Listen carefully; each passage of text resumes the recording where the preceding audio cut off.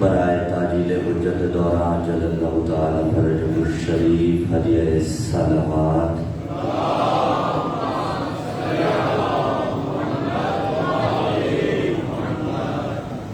برائے بلندی درجات جمیع شہداء ملت جعفریہ اور بالخصوص وہ مومنین مرحومین جن کے لیے درود و فاتحہ پڑھنے والا کوئی نہیں، خلوص نیت کے ساتھ سورۃ الفاتحہ۔ بسم اللہ الرحمن الرحیم، الحمدللہ رب العالمین الرحمن الرحیم مالک یوم الدین، ایاک نعبد و ایاک نستعین اهدنا الصراط المستقیم صراط الذین انعمت علیہم غیر المغضوب علیہم ولا الضالین۔ اللهم اغفر للمؤمنین والمؤمنات والمسلمین والمسلمات الاحیاء منهم والاموات تابع اللهم بیننا وبینهم بالخیرات انك مجيب الدعوات انك على كل شيء قدير۔ رب صل على محمد وعلى محمد وعجل فرجهم۔ اللهم ارزقنا زيارة الحسين عليه السلام في الدنيا وفي الآخرة شفاعة الحسين عليه السلام، واكتبنا مع الزوار الحسين عليه السلام، وجعلنا من الباقين في رضا الحسين عليه السلام، واحشرنا تحت اللواء الحسين عليه السلام، وادخلنا الجنة من باب الحسين عليه السلام، بحق محمد وعليه الأطهار الصلوات۔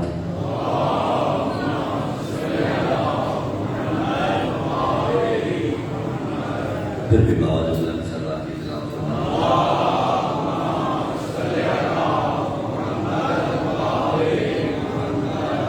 اعوذ باللہ السمیع العلیم من الشیطان اللعین الرجیم، بسم اللہ الرحمن الرحیم، بسم اللہ النور بسم اللہ نور النور بسم اللہ نورنا علی النور، بسم اللہ الذی هو مدبر الامور، بسم اللہ الذی خلق النور من النور وانزل النور علی الطور، الحمد للہ الذی نور قلوبنا بنور ولایت المعصومین علیہم السلام، والصلاة والسلام على النبي الأمي العربي العبدي الهاشمي القرشي المكي المدني، شمس الضحى بدر الدجى صدر العلا نور الهدى محفل الورى مصباح الظلم جميل الشيم شفيع الأمم صاحب الجود والكرم، سید الثقلین نبی الحرمین امام القبلتین وسیلتنا فی الدارین محبوب رب المشرقین و رب المغربین، جد الحسن والحسین آنی ابو القاسم محمد،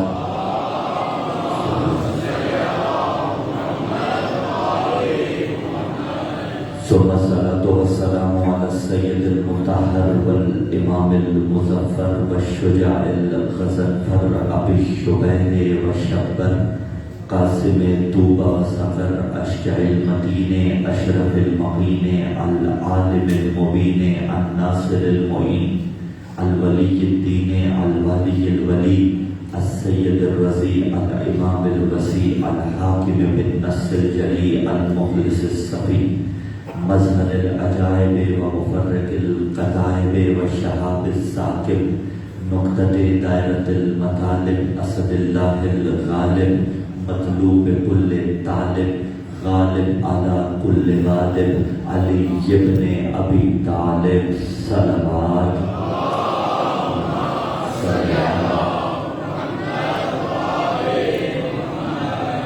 وعلى أهل بيت النبوة ومعدن الرسالة الذين أذهب الله عنهم الرجس وطهرهم تطهيرا۔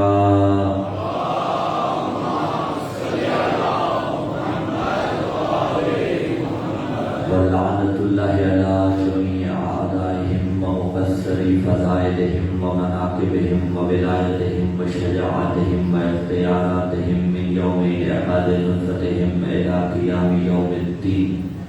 أما بعد، قال الله تعالى في كتاب الله الناطق والقرآن الصادق والنور الصادق بسم اللہ الرحمن الرحیم ما ينطق عن الهوى إن هو إلا وحي يوحى وقال أيضا في مقام آخر بسم الله الرحمن الرحيم قل لا أسألكم عليه أجرا إلا المودة في القربى السلام على الحسين وعلى علي بن الحسين وعلى أولاد الحسين وعلى أصحاب الحسين خاندان اہل بیت علیہ السلام کی عظمتوں کے شایان شان پرخلوص حسینی صلوات کی تلاوت فرمائیں۔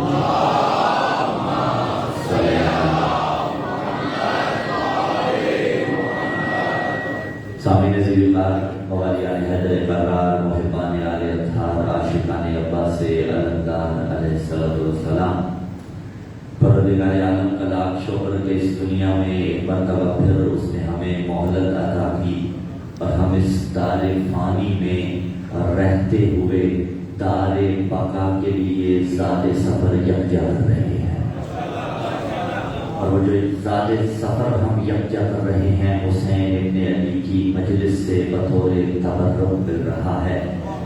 اسی تبرک کے عنوان کے تحت سلسلہ گفتگو کی تیسری نشست بعنوان بعثت مصطفیٰ اور معرفت ذی القربیٰ، اور اسی عنوان کے تحت اپنی کملمی کے مکمل اعتراف کے ساتھ اور والی نجف کے دروازے سے ملنے والی علم کی خیرات پر مکمل اعتماد کے ساتھ آپ موالیان حیدر قرار کی اعلیٰ سماعت و طلب مطالب علمیہ، مطالب فضائل اہل بیت علیہ السلام پہنچا رہے ہیں۔ گزشتہ سے متصل کریں اور سلسلہ گفتگو کو آگے بڑھائیں۔ کل بات جہاں رکی تھی کہ قرآن قلب مصطفیٰ پہ اترا، اور کل واضح ہو چکا کہ قلب سے قرآن کیا ہے؟ جس قرآن کو قلب مصطفیٰ نے روکا، اگر وہ قرآن پہاڑوں پر اترتا، سورہ حشر میں پکارا جو ہے علی کل آخر میں پڑھی، لو انزلنا ھذا القرآن علی جبل لرأیتہ خاشعا متصدعا من خشیۃ اللہ، اگر ہم اس قرآن کو پہاڑوں پہ اتارتے تو وہ خشیت الہی سے ریزہ ریزہ ہو جاتے۔ قلب وہ پاک جگہ ہے کہ جہاں قرآن اترا ہے، تو اب اگر نبی اسی پاک جگہ کو تشبیہ دے دے کسی اور شے سے، یا کسی ہستی کو وہی پاک جگہ کہہ دے، تو وہ کتنی منزلت کی حامل ہوگی۔ نبی نے فرمایا تھا جس کی زبان پہ ما ینطق عن الہویٰ ان ھو الا وحی یوحیٰ کا پہرا بٹھایا، اسی نبی نے فرمایا فاطمہ بضعۃ منی، میرا ٹکڑا، میرا پارہ جگر سیدہ سلام اللہ علیہا ہیں، اور صرف اتنا نہیں، فرمایا قلبی، میرے قلب کو فاطمہ کہتے ہیں، اور قلب مصطفیٰ وہ ہے جس پہ قرآن اترا ہے۔ تو جملہ کہنے کا حق رکھتا ہوں، جتنی طہارت قرآن کی ہے اتنی ہی طہارت فاطمہ کی ہے۔ پاک جگہ قلب مصطفیٰ، اور رسول کہہ رہے ہیں میرا قلب سیدہ سلام اللہ علیہا ہے۔ دیکھیے ہمارے گھروں میں اذاخانے ہوتے ہیں یا نہیں ہوتے؟ آپ کے گھروں میں اذاخانے ہیں یا نہیں ہیں؟ جن کے اپنے گھر نہیں ہیں خدا انہیں اپنا گھر دے۔ اور میں اس جملے سے اتفاق نہیں کرتا، کوئی کہے تو کہے غریب خانہ، ولا والا نہ کہے غریب خانہ، جو پہنچ کے انہیں ہمارا سلام، جن کے اپنے نہیں ہیں اللہ انہیں اپنے گھر عطا کرے، کہ جہاں عباس کا علم لگا ہو، 14 کا ذکر ہوتا ہو، لیکن جن کے اپنے نہ بھی ہوں پھر بھی پہلی دعا تو یہی ہے اللہ اپنا گھر عطا کرے، پھر بھی کہیں نہ کہیں اذاخانہ ہوتا ہے یا نہیں ہوتا؟ تو آج کے بعد اگر پہلے کبھی کہتے تھے تو دوبارہ نہ کہیے گا، اور میں کبھی بھی اپنے گھر کو غریب خانہ کہتا ہی نہیں ہوں۔ کیوں ہوں گے غریب خانے؟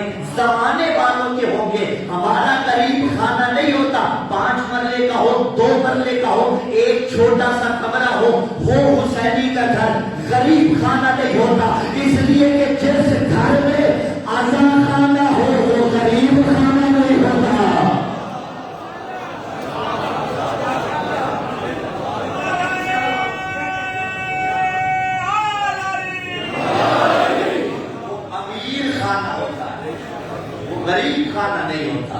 جس گھر میں ازا خانہ ہو، جہاں عباس کے علم کی شبی رکھی ہو، جہاں تازیوں کی شبیہات رکھی ہو، جہاں تبرک کے حسین بڑھتا ہو، تو آپ گھر آپ کا اور گھر کے اندر سب سے مقدس جگہ کو، بہترین جگہ کو آپ ازا خانہ بنا دیتے ہیں. نبی کہہ رہے ہیں فاطمہ میرا قلب ہے. ہاں یعنی اتنا پاک ظرف تھا نبی کا کہ جس ظرف میں قرآن اترا اسی ظرف کو نبی کہہ رہے ہیں فاطمہ میرا قلب ہے. یہ عظمت سیدہ سمجھنے کے لیے یہی کافی ہے کہ جس قلب پہ قرآن اترا، اور وہ قلب قرآن کو برداشت کر رہا ہے. جو قرآن اگر پہاڑوں پہ اترتا تو خوف الہی سے ریسا ریسا ہو جاتے. اور اب میرے نبی نے علی کے لیے کہا علی مع القرآن والقرآن مع علی. علی قرآن کے ساتھ اور قرآن علی کے ساتھ. یہ معیت جو ہے نا علی اور قرآن کی، یہ معیت دائمی ہے. ایک معیت ہوتی ہے عارضی جو تھوڑی دیر کے لیے رہے، ایک معیت ہوتی ہے دائمی. دیکھیے آپ کے یہاں علماء کرام آتے ہیں مجالس کے لیے، مجھ جیسا طالب علم بھی آ جاتا ہے. ایک آپ کے یہاں قبلہ پیش نماز صاحب، علامہ صاحب جو موجود ہوتے ہیں، ان کی معیت آپ کے ساتھ دائمی ہوتی ہے کہ سال کے 365 دن وہ موجود رہیں گے. جو پڑھنے کے لیے صاحبان آتے ہیں ان کی معیت دائمی نہیں ہوتی، عارضی ہوتی ہے. 10 دن 11 دن 12 دن مجالس پڑھیں گے، اس کے بعد چلے جائیں گے. پھر اگر دوبارہ بھی آئیں گے تو وہ معیت دائمی نہیں ہوگی، عارضی ہوگی. کہا علی مع القرآن والقرآن مع علی. علی قرآن کے ساتھ اور قرآن علی کے ساتھ، یعنی یہ معیت دائمی ہے. اور صرف قرآن کے ساتھ معیت دائمی نہیں ہے. پھر آپ کا یہاں پہ علی مع الحق والحق مع علی. علی حق کے ساتھ، حق علی کے ساتھ. اور صرف حدیث اتنی ہے اللہم آدر الحق، میرے اللہ حق کو ادھر پھیر. حیث ما دار علی، جدھر جدھر علی جاتا ہے علی کو ادھر نہ پھیر، جدھر حق جاتا ہے. اگر یہ کہتے تو حق افضل ہو جاتا، علی مفضول ہو جاتا. حق آگے آگے چلتا، علی پیچھے پیچھے چلتا. جبکہ علی آگے آگے چلتا ہے، حق علی کے پیچھے پیچھے.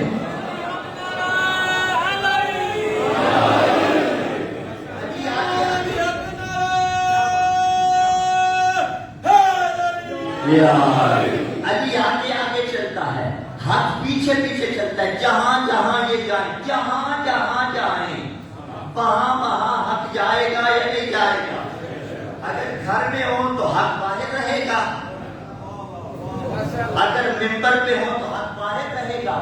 جواب کیا ہے؟ گھر میں ہو تو حق گھر میں ہوگا، ممبر پہ ہو تو حق ممبر پہ ہوگا، مسجد میں تو ہو تو حق مسجد میں ہوگا، سفر میں ہو تو حق سفر میں ہوگا، حضر میں ہو تو حق حضر میں ہوگا. سو جائے تو حق سو رہا ہوگا، جاگ جائے تو حق جاگ رہا ہوگا، مسکرا دے تو حق مسکرا رہا ہوگا، بولیں گے تو حق بول رہا ہوگا. اگر ممبر پہ جائیں گے تو حق ممبر پہ آئے گا، اگر محراب میں جائیں گے تو حق محراب میں آئے گا. اگر میدان جنگ میں جائیں گے تو حق میدان جنگ میں جائے گا. اور جو حق کے مقابلے میں آ جائے اسی کو تو باطل کہتے ہیں.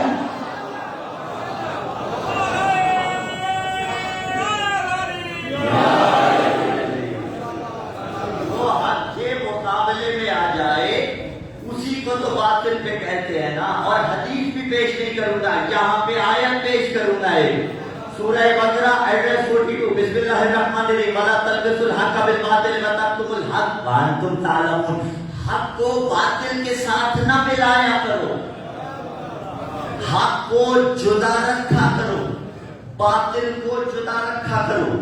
یعنی جہاں جہاں حق نظر آئے اسے ایک طرف کر دو، جہاں باطل ہو اس کو حق کے ساتھ نہ ملاؤ.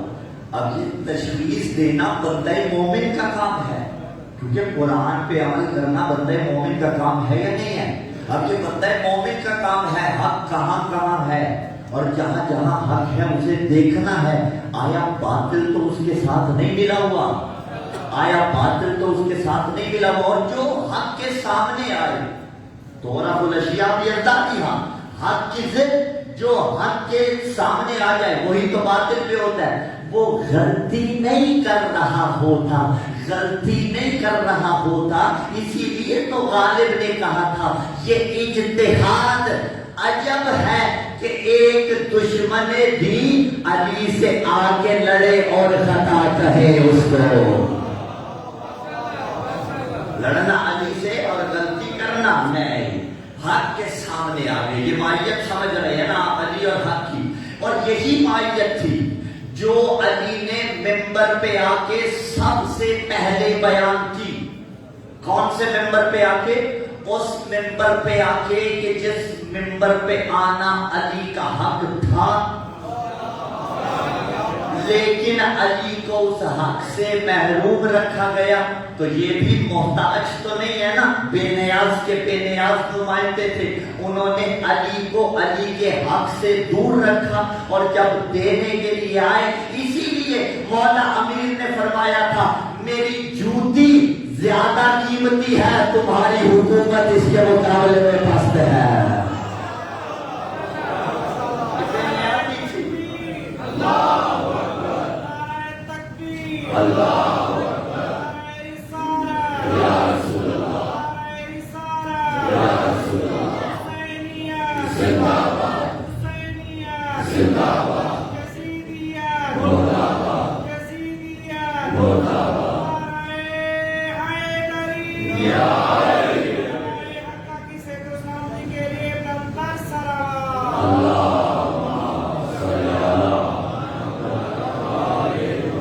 علی نے کہا کہ تم نے حق سے محروم رکھا، میرے حق سے مجھے محروم رکھا، میں تمہیں بتاتا ہوں کہ جس شے سے علی کو محروم رکھا جائے اس کی اہمیت کیا رہ جاتی ہے۔ ہاں مولا نے فرمایا، لیکن قبول کس لیے فرمایا؟ حقدار کو اس کا حق دے دوں، عدل قائم کر دوں، یعنی حکومتوں کی بنیادیں عدالت پر ہوتی ہیں۔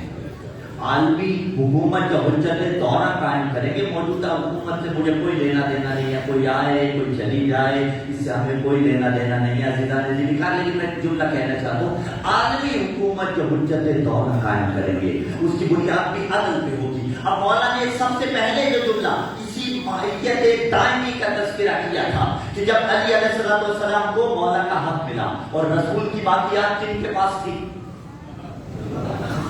رسول کی باقیات کن کے پاس تھی؟ علی کے پاس تھی نا، رسول کا امامہ علی کے پاس تھا، رسول کی ابا علی کے پاس تھی، اور جب علی کو علی کا حق ملا نا، ایک مرتبہ علی نے رسول کی ابا پہنی، رسول کا امامہ پہنا، اور جملہ آپ تک شاید پہنچا ہوگا، بلکہ یقیناً پہنچا ہوگا، وہ جو ممبر تھا وہ 3 سیڑھیوں والا، میں نے ماہیت حقیقی کو بیان کرنا ہے، ماہیت دائمی کو، وہ 3 سیڑھیوں والا تھا، حضرت اول مہدی پہ، حضرت ثانی ساجد دوسری پہ، حضرت ثالث تیسری پہ، اور جب علی کو علی کا حق ملا تو چوتھی سیڑھی باقی تھی جس میں رسول بیٹھا کرتے تھے۔ ایک مرتبہ علی نے رسول کا امامہ پہنا، رسول کی ابا پہنی، رسول کی کما پہنی، رسول کی نالین پہنی، رسول کی شبی بن کے علی مسجد کی طرف چلے ہیں، مجمع کو چیرتے ہوئے علی ممبر کے قریب آئے ہیں۔ ہونے کیا جا رہا تھا؟ علی نے ممبر پہ بیٹھنا تھا، لیکن سیڑھیاں تو 3 تھی اور تینوں پہ حضرات بیٹھ چکے تھے۔ عجب نہیں مجمع میں آپس میں چین گولیاں ہونا شروع ہو گئی ہو کہ آخر علی بیٹھیں گے تو کہاں بیٹھیں گے؟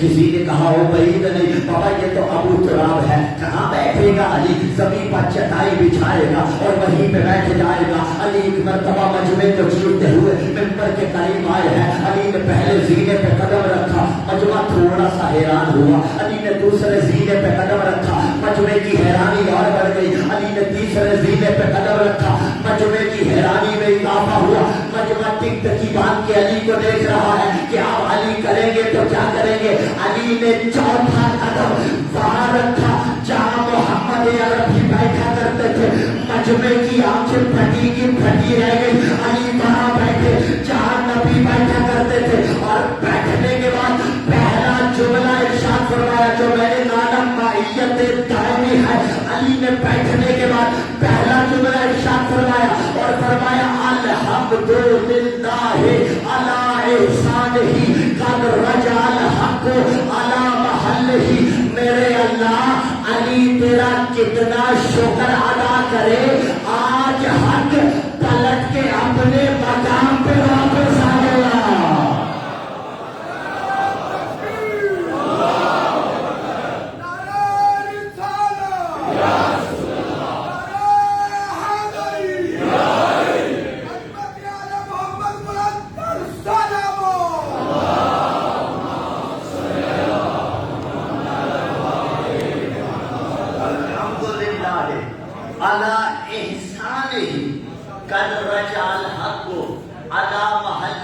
اور وہ پھٹی پھٹی آنکھوں سے علی کو دیکھ رہے تھے کہ ہوا تو ہوا کیا۔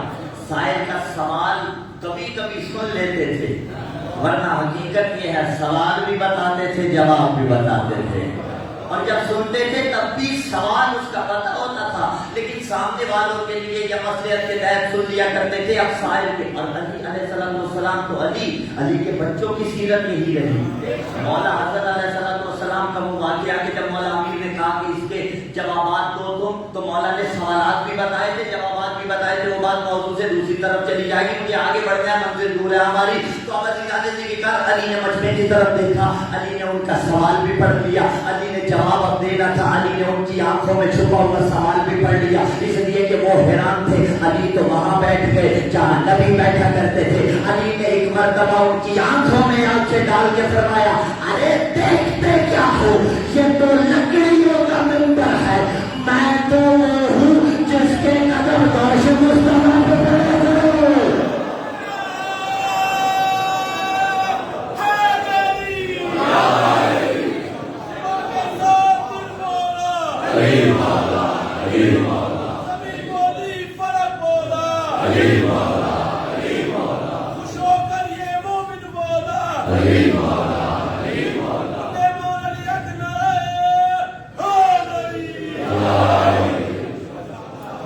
میں تو وہ ہوں جس کے قدم دوش مصطفیٰ پہ پڑے تھے۔ عدل نظیم کام مفاخرہ میں مولا نے خود بیان کیا، علاؤ والا قاطف النبی و قصرف الاسنام، میں وہ ہوں جو دوش مصطفیٰ پہ سوار ہوا، اور دوش مصطفیٰ پہ سوار ہو کے قطف الاسنام بتوں کو میں نے توڑا تھا۔ اب علی علیہ السلام کہہ رہے ہیں کہ یہ مائیت جو میری اور حق کی ہے نا، وہ دائمی ہے۔ مائیت حق کے ساتھ بھی دائمی ہے، مائیت قرآن کے ساتھ بھی دائمی ہے۔ اچھا، جب قرآن کے ساتھ دائمی مائیت ہے تو جہاں جہاں قرآن ملے گا وہاں وہاں علی ملے گا، اور جہاں جہاں علی ملے گا وہاں وہاں قرآن ملے گا۔ پھر جملہ آپ یقیناً سنبھال لیں گے، کہاں کہاں علی ملتا ہے؟ مومن کے دل میں علی ملتا ہے، ہمارے نعروں میں علی ملتا ہے، لگاتے ہیں اور لگاتے رہیں گے۔ تھوڑی آج کل ماڈرنزم بھی آ گئی ہے نا، وہ کہتے ہیں نہیں مولانا، کوئی تھوڑی ماڈرنزم سی آ گئی، وہ کہتے ہیں مولانا یہ کیا ملتا ہے بار بار نعرہ حیدری لگاتے آخر؟ نہیں، ہم لگاتے تھے اور لگاتے رہیں گے، اس لیے کہ علی کے نام کا نعرہ لگاتے رہنا یہ نعرہ وہ نعرہ ہے جو تمہاری نسلوں کو بزدل نہیں بننے دیتا۔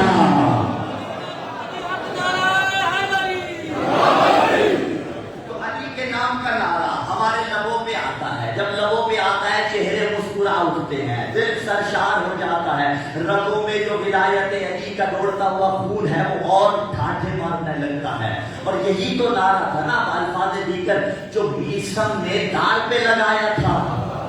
بھائی فضائل پڑھنا دراصل نعرہ لگانا ہی تو تھا، آواز حق بلند کرنا ہی تو تھا، تو یہ نعرہ ہم کبھی نہیں چھوڑ سکتے۔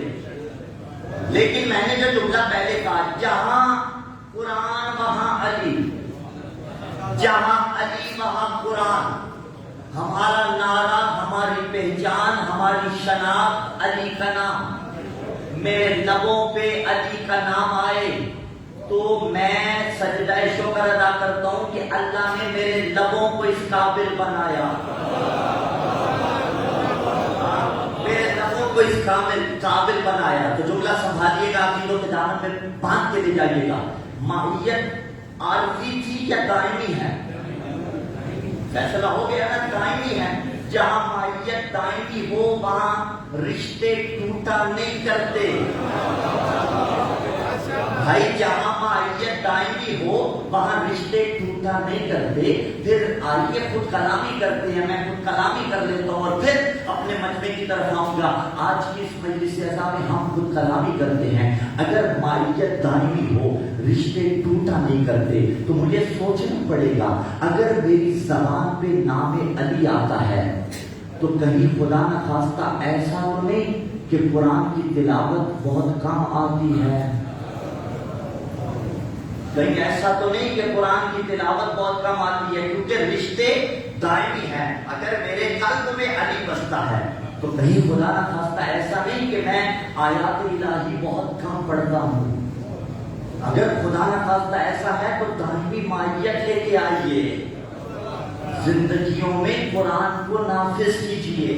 اگر نام علی سے تسکین ملتی ہے، اپنی نسلوں کو قرآن کا بہترین قاری بنائیے، بہترین حافظ بنائیے۔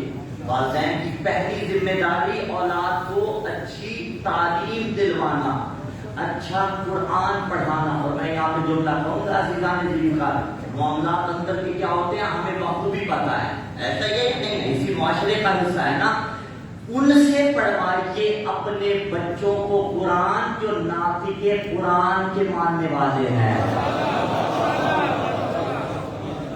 یونیورسٹی بھیجنا ہو تو میں کہتا ہوں بہترین سے بہترین ہو، میں نے ٹیوشن بھیجنا ہو تو میں کہتا ہوں بہترین سے بہترین ہو۔ قرآن کی باری آئے تو میں تسامح کر دیتا ہوں، ٹھیک ہے وہ محلے میں فلاں جگہ پہ چلا جائے گا، ٹھیک ہے وہ بھی قرآن پڑھتے ہیں، اس میں شاید کوئی نہیں، لیکن کیوں بھائی اس کے پاس کیوں نہیں بھیج رہے؟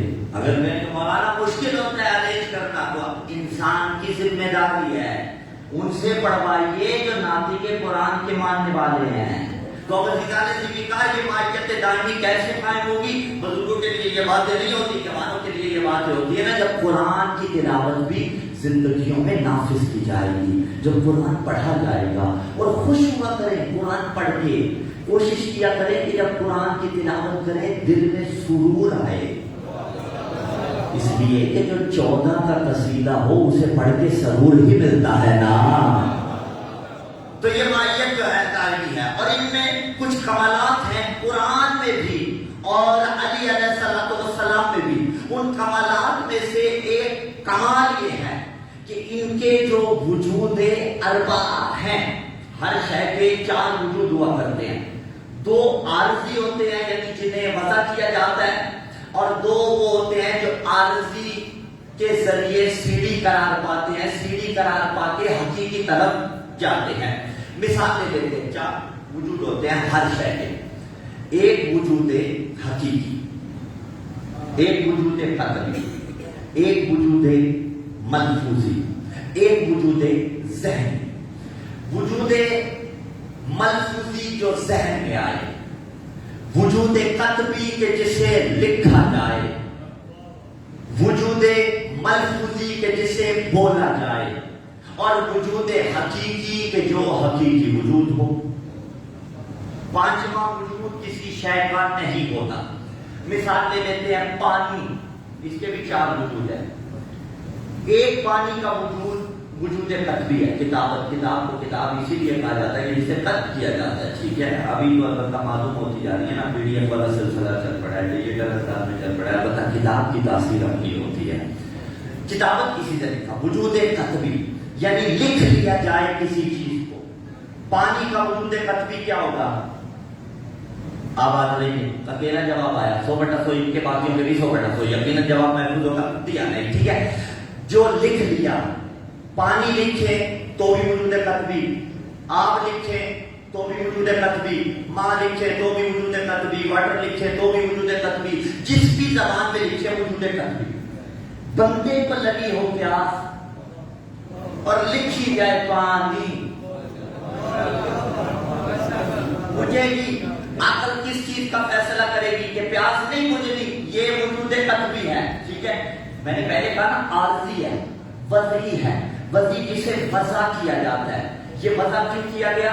کسی اور وجود کے لیے، بس اس کا اتنا ہی تعلق ہے۔ کسی کو سمجھانا ہو تو لکھ کے دکھا دو پانی، بڑھانا ہو تو لکھ کے دکھا دو پانی، اس سے زیادہ نہیں ہو سکتا. پیاس لگی ہو وجود قلبی کے ذریعے پیاس نہیں گزری. چلیے وجود ذہنی کی طرف جاتے ہیں. وجود ذہنی کون سا ہوگا؟ پانی کا. جو سوچ لیا، جو ذہن میں آ گیا، وہ پانی کا وجود ذہنی ہوگا. لگی ہو پیاس اور 1.5 لیٹر کی بوتل تصور کر لیجیے ساری پی جائیں گے، نہیں، ایک گھونٹ بھی نہیں ملے گا، کیونکہ پیاس اس سے نہیں بجھے گی جو وجود ذہنی ہے. چاہے نہر تصور کرے، دریا تصور کرے، سمندر تصور کرے، پیاس آپ کی نہیں بجھے گی. پتہ چلا وجود ذہنی فقط حضور ذہن کے واسطے ہے، یعنی جس کے ذریعے آپ چیز کو اپنے ذہن میں حاضر کر لیتے ہیں، یہ وجود ذہنی ہے. اگلا وجود ملفوظی جسے ادا کیا جاتا ہے، لفظ سے بنا ملفوظ، جس کو بولا جاتا ہے، یعنی جس کو لفظوں میں ادا کیا جاتا ہے. لگی ہو پیاس، لگائے رٹا پانی، پانی پانی بجھے گی. کیوں؟ اس لیے کہ زیادہ سے زیادہ یہ آپ بتا سکتے ہیں کہ وجود ملفوظی ہے. بجھے گی کب؟ جب گلاس والا پانی اٹھائیں گے اور پی لیں گے. یہ جو گلاس کے اندر پانی ہے یہ وجود قطبی نہیں ہے، اگرچہ ایک یاد سے وجود قطبی بھی رکھتا ہے جب لکھیں گے، لیکن اس عنوان سے بات نہیں ہو رہی. یہ جو وجود ہے یہ وجود قطبی نہیں ہے، یہ وجود ذہنی نہیں ہے، یہ وجود ملفوظی نہیں ہے، یہ ہے پانی کا وجود حقیقی. یعنی جسے آپ نے اٹھایا اور پی لیا، پتہ چلا پیاس تب بجھے گی جب پانی کے وجود حقیقی تک رسائی حاصل کی جائے گی. اگر پانی پانی کہتے رہیں پیاس نہیں بجھے گی. تو ایک جملہ کہہ دوں، پانی کا ایک وجود کارآمد ہے، باقی 3 اس ایک کے لیے کارآمد ہے. اپنی ذات میں ان کا اس طرح سے کوئی فائدہ نہیں. ہر چیز کے 4 وجود ہیں.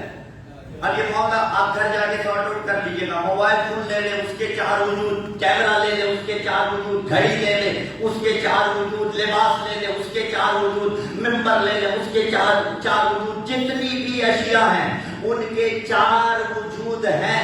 ایک میرا مولا ہے. پانی کا وجود ذہنی کام آیا تھا، قطبی کام آیا تھا، ملفوظی کام آیا تھا، تمام ہوئی. اور جملہ آپ کی جھولیوں میں ایک واحد ہے میرا مولا علی ابن ابی طالب، اور کچھ اور ہستیاں بھی ہیں. اور میرا مولا وہ ہے جس کے چاروں کے چاروں وجود کارآمد ہے. ایک علی کا وجود ذہنی ہے کہ علی ذہن میں سوچا جائے، ایک علی کا وجود قطبی ہے کہ علی لکھا جائے، ایک علی کا وجود ملفوظی ہے کہ علی بولا جائے، ایک علی کا وجود حقیقی ہے کہ علی کے چہرے کو دیکھا جائے. علی کے چاروں وجود کرامت ہے. اگر علی کو ذہن میں سوچا جائے، تصور کیا جائے، اللہ تو بھی عبادت میں شمار کرتا ہے.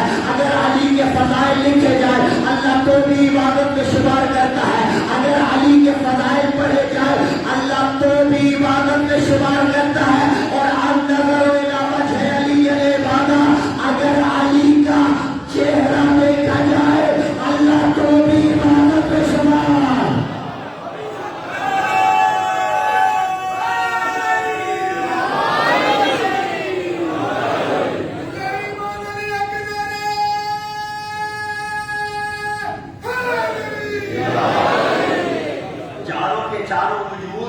علی کے کارآمد ہیں. فضائل علی بول کے ادا کیے جائیں تو بھی ثواب ہے، سنے جائیں تو بھی ثواب ہے. یہ جو علماء نے اب پتہ چلا تو ولایت علی علماء نے پہنچائی کتابوں کی کتابیں لکھ لکھ کر.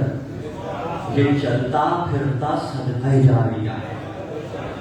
مائیت دائمی ہے قرآن کے ساتھ علی کی قرآن کے ساتھ. اچھا جب مائیت دائمی ہے تو جو صفات قرآن میں ہے علی میں ہونی چاہیے یا نہیں ہونی چاہیے؟ ایک صفت قرآن کی جو سورہ حشر کی آیت میں بیان کی گئی کہ اگر قرآن پہاڑوں پہ اترتا تو پہاڑ ریزہ ریزہ ہو جاتی خشیت الہی سے. اٹھائیے نہج البلاغہ، ناطق قرآن نے کہا تھا لو احبنی جبل لتحافت، اگر پہاڑ بھی مجھ سے محبت کرتے ریزہ ریزہ ہو جاتے ہیں. لو احبنی جبل لتحافت، اگر پہاڑ بھی محبت کرتے ریزہ ریزہ ہو جاتے. کیا مطلب؟ تشریح طلب ہے یا نہیں ہے کہ پہاڑ محبت کرتے ریزہ ریزہ ہو جاتے؟ کیا مطلب ہے؟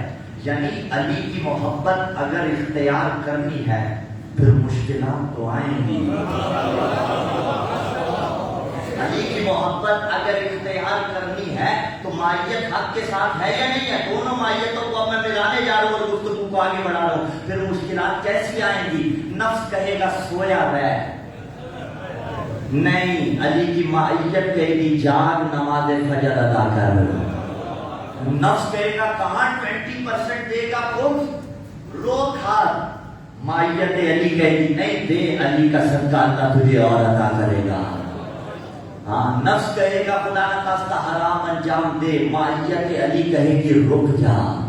لو احبنی جبل لتحابت، اگر پہاڑ بھی مجھ سے محبت کرتے تو ریزہ ریزہ ہو جاتے. اب یہ تفکر کرنا ہے کہ کتنا اثر محبت علی کا ہو رہا ہے. کیسے ریزہ ریزہ یعنی خشیت الہی سے. اب انسان یہ سامنے ہے اگر تو اس کا کیا مطلب ہے؟ بکھر جائے، ٹکڑے ٹکڑے ہو جائے. وہ تو اصلاً محال ہے نا. مطلب دل ریزہ ریزہ ہو، ٹکڑے ٹکڑے ہو جاؤ اندر سے. ندامت ہو خدا نہ خواستہ اگر گناہ کر دو، یعنی اتنی عاجزی آ جائے. ہاں، اکڑ ختم ہو جائے. میں ایک جملہ بہت سادہ سی مثال دیتا ہوں. انسان کسی کا خادم ہو مثلا اور اس کا کام ہمیشہ اپنے مالک کے ساتھ رہنا ہو. کسی بزم میں مالک بھی موجود ہو اور خادم صاحب بھی موجود ہو. ٹھیک ہے، میں نے نوکر کی جگہ مؤدبانہ لفظ خادم کہا. خادم بھی موجود ہو، مالک کسی کے احترام میں اٹھ جائے اور خادم ٹانگ پہ ٹانگ رکھ کے بیٹھا رہے. جملہ سخت ہو جائے گا تو معاف کیجیے گا، عام طور پہ یہ زبان استعمال میں کرتا نہیں ہوں لیکن ابھی کر رہا ہوں. مالک اٹھے، خادم ٹانگ پہ ٹانگ رکھ کے بیٹھا جائے. جوتیوں کے لائق ہے یا نہیں ہے؟ ہے یا نہیں ہے کہ تیرا مالک اٹھا تو بیٹھا رہا. علی فجر میں اٹھ کے سجدے اللہ جو کیا کرتا تھا. یہ کیسا بولائی ہے جو نماز پنج جگانا نہیں پڑتا.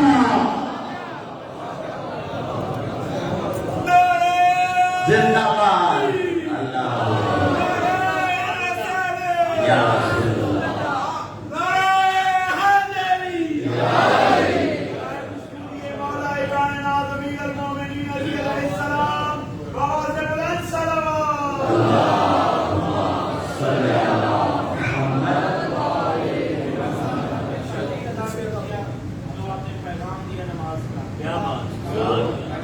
علماء ادا کر رہے ہیں، میں تو چھوٹا سا طالب علم ہو گیا. قبول استاد رہے اس و شرف. اور حقیقت یہ ہے کہ ممبر ان کا ممبر ہے. یہ بشر کا کمال نہیں ہوتا، میرا کمال نہیں ہے. یہ ذکر ہی اتنا پیارا ہے. اور دراصل آپ سامعین بڑے پیارے ہوتے ہیں. یہ آپ کی ظرفیت ہے، یہ آپ کا عشق علی ہے جو ان باتوں کو قبول فرماتے ہیں. یہ دلیل ہے اس بات کی کہ میرے قوم کے ماتمی جوان کچھ سیکھنے کے لیے آتے ہیں. بدل تو پہلے سے الحمدللہ سیکھے ہوئے ہیں. ان کی تو سیرت پہ چلا جاتا ہے نا. سبق پڑھی محمد والے محمد.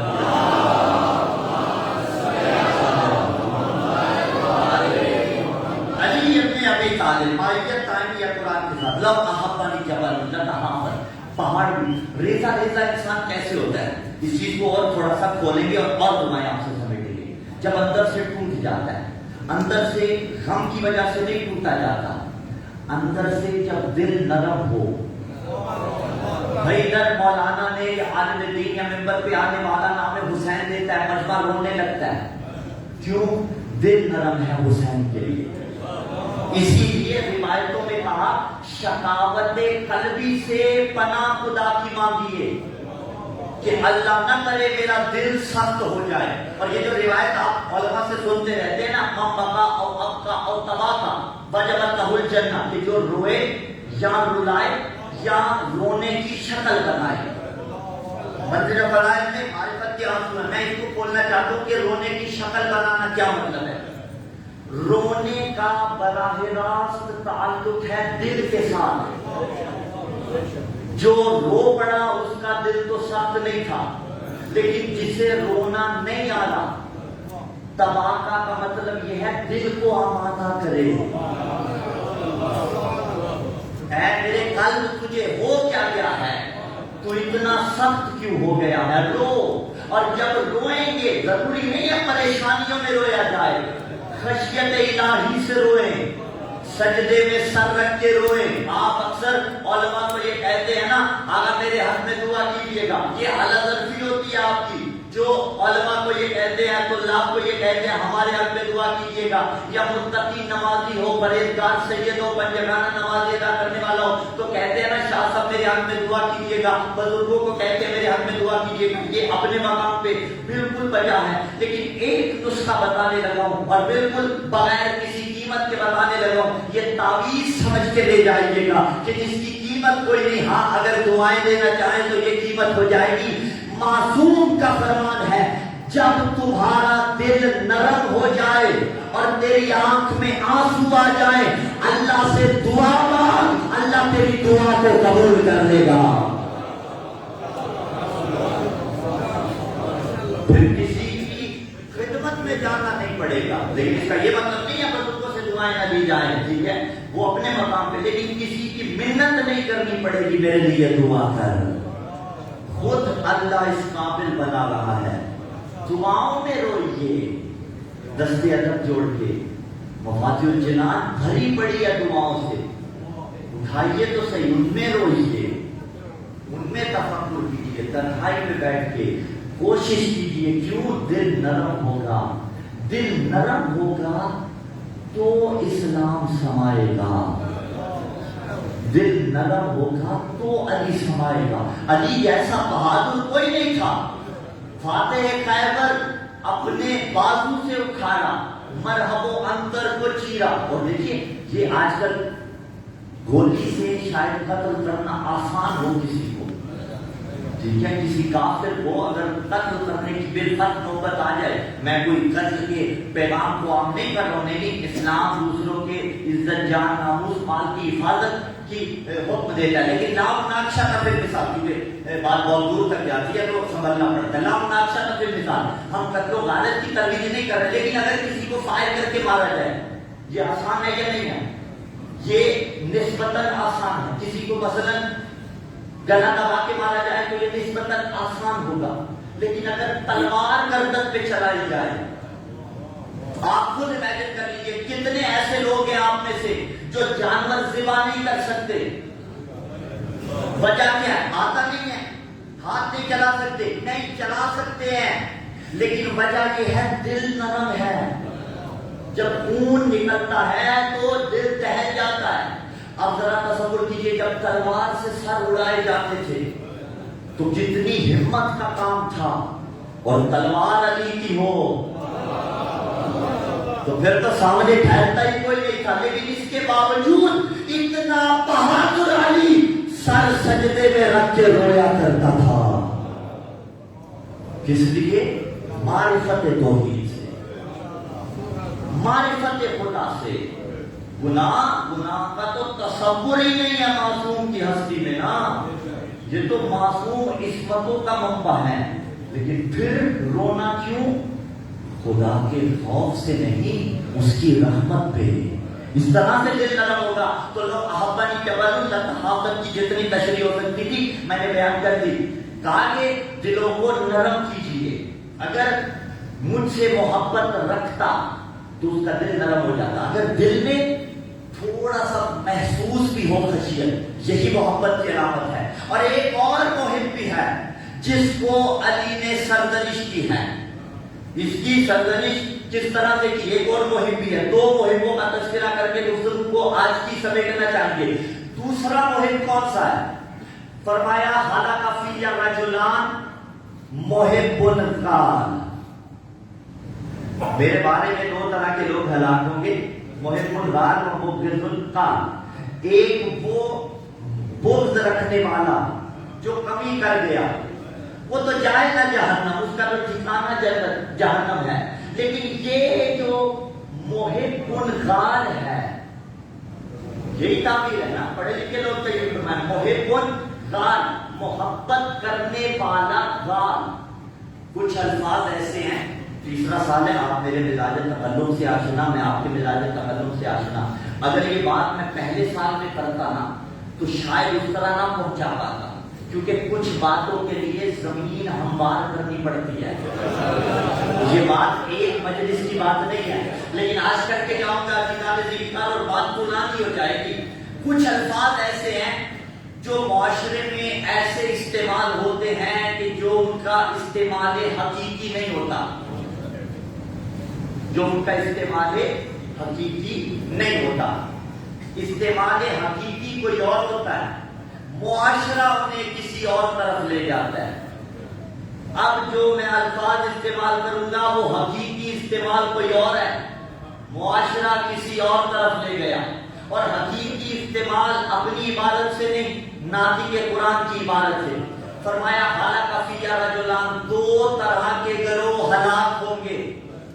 محب غال، ایک محبت کرنے والا جو غال، غال یعنی جو غالی ہے، ایک مبغض قال، جو بغض رکھنے والا یعنی مبغض اور مقصر ہے۔ میں نے پہلے کہا لفظ وہ ہے جو معاشرے میں استعمال ہو رہے ہیں، بڑی نازک بات ہے۔ ایک وہ جو غالی بنا، ایک وہ جو مقصر بنا۔ ایک جملہ کہوں اب، جو بحث ہے غالی اور مقصر کی، یہ علماء کے بس کی بحث ہے یا مجھ جیسے طالب علموں کے بس کی، یا اس بندے کی جسے گرفت ہو، اور وہ بھی اس حد تک ہے جہاں تہمت نہ لگے۔ اگر تہمت لگ گئی تو التہمت اشد من القتل، یا من الزنا بھی ہے۔ اگر تہمت لگ گئی تو یہ قتل کی نسبت یا دوسرے گناہوں کی نسبت زیادہ بڑا اور کبھی گناہ ہے۔ اب معاملہ کیا ہے؟ کون ہے غالی اور کون ہے مقصر؟ دائیں کل تو بے شک نہ آئے، لیکن مجھے معلوم ہے میرا ساتھ مجمع آئے گا۔ دیکھیے، جس نے پڑھا لا الہ الا اللہ محمد الرسول اللہ علی ولی اللہ، جس کی اذان میں علی ہے، ایک ایک لفظ پہ توجہ، جس کی اذان میں علی ہے، جس کے کلمے میں علی ہے، وہ مقصر نہیں، علی کا شیعہ ہے۔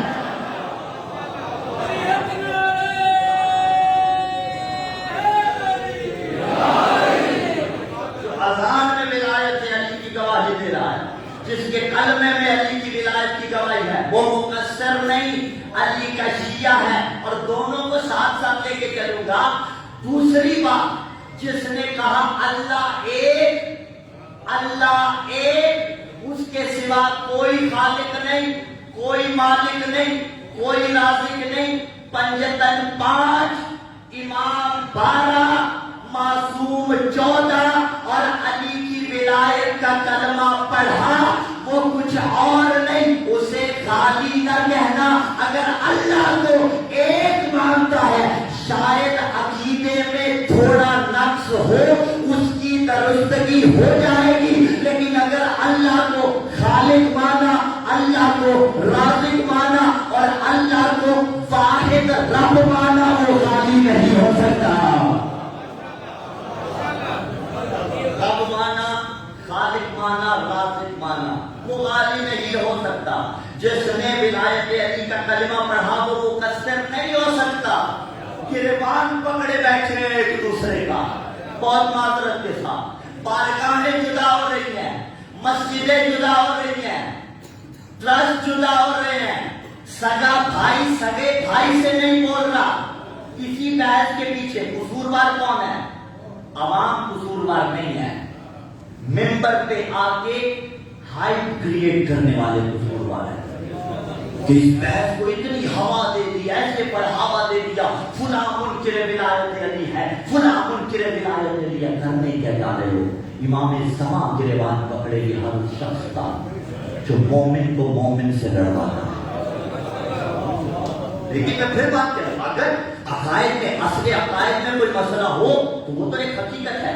اللہ ایک، پنجتن پانچ، امام 12 معصوم 14، کوئی نیا عقیدہ نہیں ہے. یہ عقیدہ کس نے سکھایا؟ ماں نے گودی میں سکھایا تھا کہ اللہ ایک ہے، پنجتن 5 ہے، امام 12 ہے، معصوم 14 ہے، اور جو علی کو اللہ بناتا ہے اسے چھوٹا موٹا منکر نہ سمجھنا. اس لیے کہ پنجتن کتنے ہیں؟ بولیے میرے ساتھ، پنجتن کتنے ہیں؟ 5. جب علی کو نکالا اور اللہ بنایا، وہ چھوٹا موٹا منکر نہیں، پنجتن کا منکر ہے.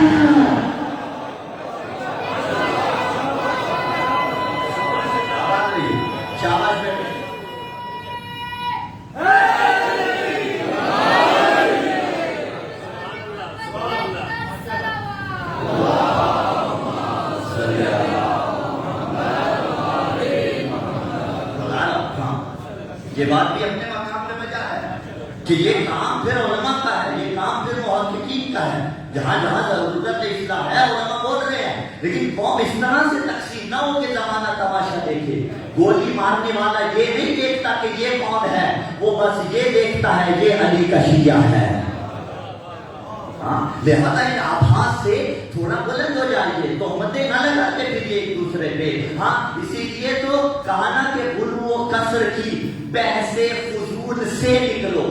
فضول بحث کیسے؟ بحث تو ہے، علمی بحث ہے، لیکن جب ایک دوسرے پہ تہمتیں لگے گی، مومن مومن کے حقوق سے پیچھے ہٹے گا، تو پھر اس انداز میں کہا غلو و کسر کی بحث فضول سے نکلو. نہ بندہ اتنی جلدی مقصر بن جاتا ہے، نہ اتنی جلدی غالب بن جاتا ہے. اگر عقیدہ ایک ہو، اللہ ایک، پنجتن 5، امام 12، معصوم 14، اگر 40 سال مدرسے میں پڑھا ہو، علی کے نام کے فضائل پڑھے ہو، ایک لہجے میں بندہ مقصر نہیں بن جاتا. اگر مرجعیت تک پہنچ گیا ہو، ایک لہجے میں مقصر نہیں بن جاتا. تو ان بحثوں سے نکلو، معرفت کا سلسلہ بلند کرو کہ غلو و کسر کی بحث فضول سے نکلو. ادھر اگر کوئی تھوڑے سے فضائل پڑھ دے تو کہا جاتا ہے غلو ہو گیا، اگر کوئی تھوڑی سی تبلیغ کر دے تو کہا جاتا ہے مقصر ہو گیا. نہیں، معیار علمی بلند کیجیے. غلو و کسر کی بحث کون میرا ساتھ چھوڑے گا اور کون میرے ساتھ چلے گا. آپ چھوڑتے ہیں، ساتھ میں چھوڑ جائے. امام زمان انشاءاللہ راضی ہوں گے اس نوکر پہ کہ غلو و کسر کی بحث فضول سے نکلو.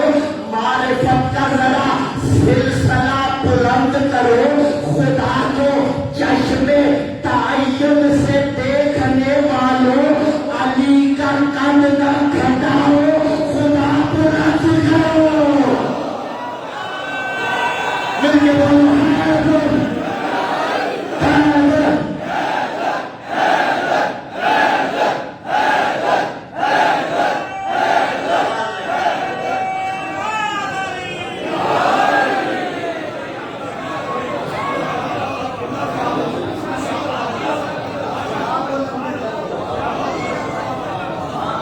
کتنا بلند ہے خدا کہ اس سے آگے کوئی بلندی نہیں. کتنا بلند ہے نبی لیکن خدا سے چھوٹا ہے. کائنات سے بلند نبی ہے لیکن خدا سے چھوٹا ہے. کتنا بلند ہے علی لیکن نبی اور خدا سے چھوٹا ہے.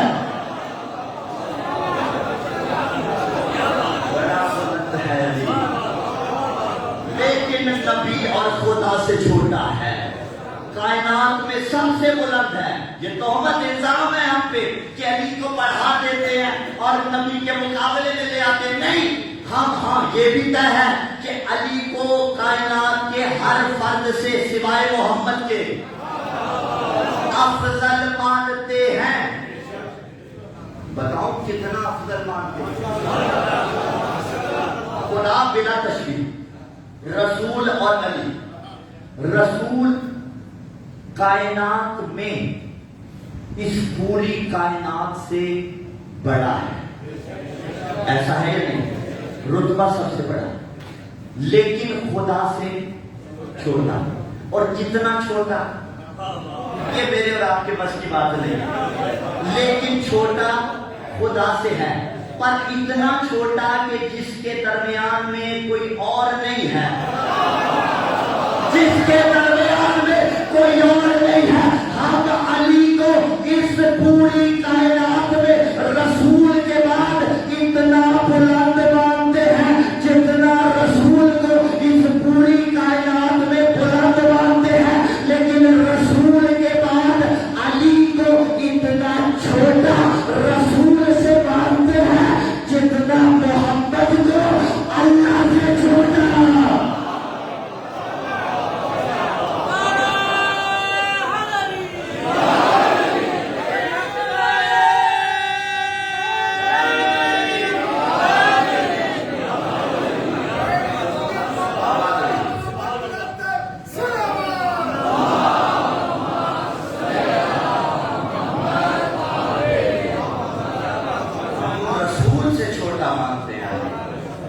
لیکن باقی کوئی کمپرومائز نہیں۔ کل یا پرسوں جملہ دیا گیا تھا، بعد از نبی بزرگ علی قصہ مختصر، یہی افضلیت علی اگر سمجھی گئی ہوگی تو حسین مدینہ نہ چھوڑتے، چھوڑ دیا مدینہ حسین نے، آگے کربلا میں، کربلا میں 17 بنی ہاشم مشہور روایت کے تحت شہید ہوئے، اور یہ جو بنی ہاشم 17 مشہور روایت کے تحت کربلا میں شہید ہوئے نا، ان سب کا تعلق اولاد ابو طالب کے ساتھ ہے۔ دین خدا کا بچ گیا، اللہ نواز گھرانہ ابو طالب کا بچ گیا، اور کربلا کے شہداء میں سے سب سے پہلا شہید جو کربلا کا شہید ہے لیکن شہید کربلا میں نہیں ہوا، البتہ اسی شہادتوں کے سلسلے کی پہلی کڑی حسین کا سفیر مسلم اللہ مسلم کی عظمت کے لیے علیہ الصلوۃ والسلام یہی کافی ہے جس پہ حسین اعتماد کرے اور وہ حسین کے اعتماد پہ پورا اترے۔ کوفی خط لکھتے تھے، 600 کے قریب خط ایک دن میں ملے، 12,000 کے قریب ٹوٹل خطوط بھی ملے۔ اب حسین نے ارادہ کیا کہ مسلم کو کوفے روانہ کروں۔ حضرات جب روانہ کیا، مسلم سے کہا تھا حوصلہ بلند رکھنا، شہادت کو اس منزل میں واضح دیکھنا۔ حضرات اب جب مسلم کو روانہ کیا، بھائی بھائی سے گلے لگ کے رو رہا ہے، اور ایک مرتبہ مسلم حسین سے جدا ہوئے، ابھی گئے نہیں ہیں، تنہائی میں بیٹھ کے رو رہے ہیں۔ کسی نے کہا مسلم کیوں رو رہے ہو؟ کہا رو اس لیے رہا ہوں آج کے بعد حسین کی زیارت سے محروم۔ ایک دعا ہے یہیں پہ روتی آنکھوں کے ساتھ، جنہیں حسین کی زیارت کا شوق ہے اللہ جلد انہیں کربلا بلائے، اس لیے کہ حسین کی جدائی مار دیتی ہے نا۔ عزیزانو جناب مسلم کو کوفہ روانہ کیا، اور روتی آنکھوں سے ایک روایت سناؤں آدمی عزیزانو تمہیں جو رو رہے ہو، عزیزانو رسول اللہ سے اور علی علیہ السلام دونوں موجود ہیں، روایت کرنے والے رسول اللہ ہیں، پوچھنے والے علی ہیں۔ مولا نے رسول سے پوچھا تھا کیا آپ عقیل سے محبت کرتے ہیں؟ حضرت طالب میرے بابا کے بیٹے عقیل میرے بھائی سے محبت کرتے ہیں۔ رسول نے کہا علی مجھے عقیل سے دوہری محبت ہے، ایک محبت تو اس لیے ہے کہ ابو طالب عقیل سے محبت کرتے ہیں، اور دوسری محبت پتہ ہے کیوں ہے؟ اس لیے کہ اسی عقیل کا ایک بیٹا یعنی حضرت مسلم تیرے بیٹے حسین کی نصرت میں مارا جائے گا. اور اگلے جملے قربان رسول نے فرمایا وہ جو مسلم حسین کی نصرت میں مارا جائے گا فتدمع علیہ عیون المؤمنین، اس مسلم کی شہادت پر مومنین بیٹھ کے آنسو بہایا کریں گے. اجرکم اللہ، مومنین بیٹھ کے رویا کریں گے. بس اللہ مسلم کو حسین نے روانہ کیا. مسلم کوفے میں آ گئے، لوگوں نے بیعت کرنا شروع کی. کئی ہزار لوگ بیعت کرتے رہے، سینکڑوں کی تعداد میں بیعت کرتے رہے. لیکن ایک وہ وقت آیا جب غریب نے نماز عشاء پڑھی تو 30 کے قریب افراد باقی رہ گئے. جب مسجد سے باہر آتے آتے دروازے تلک آئے، ازادارو 10 فرد باقی رہ گئے. جب مسلم تھوڑا اور آگے بڑھے، ایک بھی فرد باقی نہ رہا. کوفہ میں تنہا رہ گیا حسین کا سفیر. اور ایک دروازے سے جب پانی مانگا، مومنہ کا دروازہ، پانی مل گیا نا. میں ایک جملہ کہہ دوں، اے جناب مسلم، آپ نے پانی مانگا، آپ کو پانی مل گیا. لیکن یہی کوفہ ہوگا، چند دن گزریں گے، آل محمد کو قیدی بنا کے لایا جائے گا. کوفے والے صدقے کی کھجوریں دیں گے. بی بی ام کلثوم وہ کھجوریں واپس کریں گی اور کہیں گی او کوفہ والوں، ہم نبی کے گھر والے، ہم پہ صدقہ حرام. اجرکم اللہ، اجرکم اللہ. بس دلالو جناب مسلم اکیلے رہ گئے. رات گزاری اس مومنہ کے گھر میں. اس کے لعین بیٹے نے لالچ دنیا میں مخبری کر دی. اب جب مخبری ہوئی، فوجیں آ گئی. مسلم کی ہاشمی غیرت نے گوارا نہیں کیا کہ مومنہ کے گھر میں موجود رہیں اور فوجیں حملہ کر دیں. اس لیے کہ یہ سیرت تو ابو طالب سے سیکھی ہوئی تھی، یہ سیرت تو علی سے سیکھی ہوئی تھی، یہ سیرت تو بنو ہاشم سے سیکھی ہوئی تھی. میں کہوں گا وہ غیرت مند بنو ہاشم کہ جو دشمن کے گھر کا بھی پاس رکھتے تھے، اپنے کے گھر کا بھی پاس رکھتے تھے، اس کی چار دیواری کی حرمت کو بھی پائمال نہ کرتے تھے. لیکن انہی کے قیام تھے اور شام غریبہ میں وہ خیمے جلائے گئے. اجرکم اللہ، اجرکم اللہ. سہرا سلام اللہ علیہ. ہزاروں مسلم تنہا رہ گئے. مسلم باہر آئے ہیں. جب کہ ایک دو منظر پیش کر کے شہادت کی طرف جاؤں گا ہزاروں. محمد ابن اشعث نے ابن زیاد کو لکھا. اس نے کہا مجھے اور سپاہی بھیج. ایک مرتبہ سپاہی طلب کیے، پھر کہا مجھے اور کمک بھیج، میری اور مدد کر. اس نے اور سپاہی بھیجے، ساتھ ہی ایک پیغام بھیجا. اس نے کہا بندہ ایک ہے، تیری ماں تیرے ماتم میں بیٹھے، ایک بندے کے لیے اتنا لشکر کیوں منگا رہا ہے؟ اس نے کہا تجھے نہیں پتا یہ ہاشمی جوان ہے، روتے آنا لیکن مسلم کی ذرا جنگ بھی سننا. اس انداز میں مسلم نے جنگ کی. اور کیسے نہ کرتے، مسلم کو پتا تھا میں لڑ رہا ہوں، حسین کا سہارا عباس موجود ہے. لیکن جب عباس نے جنگ کی، رنگ جدا تھا، جانتے تھے میرے بعد حسین کا رہ کوئی نہ جائے گا. اجرکم اللہ، اجرکم اللہ. پسندارو جناب مسلم جنگ کرتے رہے. روایتیں مختلف ہیں. فوجیں دور بھاگتی رہی، لشکر دور بھاگتا رہا. لیکن لعین تھے نا، لعینوں کے بیٹے تھے. اب انہوں نے کیا دور چھتوں پہ جا کے یہ لعین مسلم پہ پتھر مار رہے ہیں. مسلم نے کہا پتھر تو کافروں کو مارے جاتے ہیں اور پتھر تو کفار کو مارے جاتے ہیں. اب ازادارو انہوں نے ایک ہیلا کیا، مسلم ایسے قابو میں نہیں آئیں گے. انہوں نے گڑھا کھودا. اب جو گڑھا کھودا، دھوکے کے ساتھ سفیر حسین کو اس گڑھے میں گرایا گیا. بس گرنا تھا، ظالموں کا جو ہوتا تھا انہوں نے اسی انداز میں ظلم کیا. پھر مسلم کو قید کر لیا گیا اور لے کے گئے ہیں دارالعین کے دربار میں. آؤ آج دیکھو مسلم کا روزہ آباد ہے, اس کا دارالعمارہ زمین بوس ہے. مسلم آج بادشاہت کر رہا ہے. جب اس کے دربار میں گئے, لعینوں نے کہا مسلم تو نے سلام نہیں کیا امیر کو.